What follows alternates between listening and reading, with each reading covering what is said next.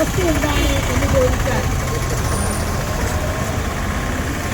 പുരുഷാധിപത്യ വ്യവസ്ഥിതിയുടെ അടിമകളായി അല്ലെങ്കിൽ പുരുഷാധിപത്യ വ്യവസ്ഥിതിയോട് എന്തും മല്ലടിച്ചുകൊണ്ട് ജീവിതാവസാനം വരെ പോരാടേണ്ടി വരുന്ന പോരാട്ടം ചെയ്യാൻ അറിയാത്തവർക്ക് ആത്മഹത്യ ചെയ്യേണ്ടി വരുന്ന അല്ലെങ്കിൽ കൊല ചെയ്യപ്പെടുന്ന സ്ത്രീകളുടെ അവസ്ഥകൾ അത് അപൂർവമായ കാര്യങ്ങളല്ല എന്നുള്ളത് നമുക്ക് ഓരോ ദിവസത്തെ പത്രങ്ങൾ നോക്കുമ്പോഴും ആത്മഹത്യകളുടെ മാത്രമല്ല എന്തെല്ലാം തരത്തിലുള്ള കിരാത പീഡനങ്ങളാണ് മർദ്ദനങ്ങളാണ് സ്ത്രീകൾക്ക് നേരെ അരങ്ങേറുന്നത്.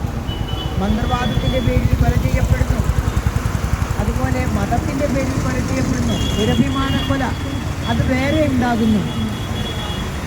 അങ്ങനെ പെൺകുട്ടികളും സ്ത്രീകളും എന്നും അരക്ഷിതാവസ്ഥയിൽ കഴിയുന്ന ഒരവസ്ഥ അത് നമുക്ക് മാറ്റിയെടുക്കണ്ടേ. നമുക്ക് അനുകൂലമായ കുറേ നിയമങ്ങൾ ഈ നാട്ടിലുണ്ട്. ഈ നിയമങ്ങൾ പെട്ടെന്നൊരു ദിവസം നമുക്ക് ഒരു പ്ലേറ്റിൽ അല്ലെങ്കിൽ ഒരു എന്താ പറയുക പാത്രത്തിൽ വെച്ച് തന്ന കാര്യങ്ങളല്ല. ഇതെല്ലാം തന്നെ അന്നന്നത്തെ സാഹചര്യങ്ങൾക്കനുസരിച്ച് സ്ത്രീ സംഘടനകളും സ്ത്രീ പ്രസ്ഥാനങ്ങളും പോരാടിക്കൊണ്ട് നേടിയെടുത്ത നിയമങ്ങളാണ്. ഗാർഹിക പീഡനങ്ങൾക്കെതിരായിട്ടുള്ള നിയമങ്ങൾ ഈ നാട്ടിൽ രംഗത്ത് വന്നിട്ട് 20 വർഷങ്ങളായി.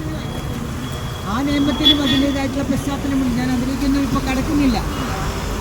പക്ഷെ ആ നിയമം നടപ്പിലാക്കുന്നതിൽ നമ്മുടെ ജുഡീഷ്യറിയും നമ്മുടെ മറ്റു സംവിധാനങ്ങളും എത്രത്തോളം ആത്മാർത്ഥത കാണിക്കുന്നുണ്ട്, എത്രത്തോളം ഫലപ്രദമായി ഗാർഹിക പീഡനങ്ങൾ തടയാൻ ഇതൊക്കെ സഹായകമാകുന്നുണ്ട് എന്നുള്ള ഒരു വലിയ ചോദ്യമാണ് ഞങ്ങൾക്കൊക്കെ ചോദിക്കാനുള്ളത്. ചോദിക്കുന്നത് ഈ സമൂഹത്തോടാണ്, ഈ പൊതുസമൂഹത്തോട്. പൊതുസമൂഹം സ്ത്രീയെ എങ്ങനെ കാണുന്നു? സ്ത്രീയെ എപ്പോഴും ലൈംഗിക ഉപഭോഗ വസ്തുവായിട്ടും അല്ലെങ്കിൽ എല്ലായ്പ്പോഴും പുരുഷന് കീഴ്പ്പെട്ട് ജീവിക്കേണ്ട വിഭാഗങ്ങളായിട്ടും ഒക്കെ തന്നെയാണ് ഇപ്പോഴും സമീപിക്കുന്നത്. ഈ ഒരവസ്ഥ നമുക്ക് മാറ്റിയെടുത്തേ പറ്റൂ. നമ്മളുടെ അവകാശങ്ങളെപ്പറ്റി ഭരണഘടന അവിടെ എഴുതി വെച്ച അവകാശങ്ങൾ ഒക്കെ തന്നെ നമുക്ക് കിട്ടണമെങ്കിൽ ഈ നിയമങ്ങൾ, അതായത് സ്ത്രീകൾക്ക് വേണ്ടി ഉണ്ടാക്കിയുള്ള നിയമങ്ങൾ നമുക്ക് ഉറപ്പു തരുന്ന അവകാശങ്ങൾ നടപ്പിലാകണമെങ്കിൽ നമ്മൾ തന്നെ പോരാടിയേ പറ്റൂ എന്നുള്ള സാഹചര്യമാണ് ഇന്ന് നിലവിലുള്ളത്.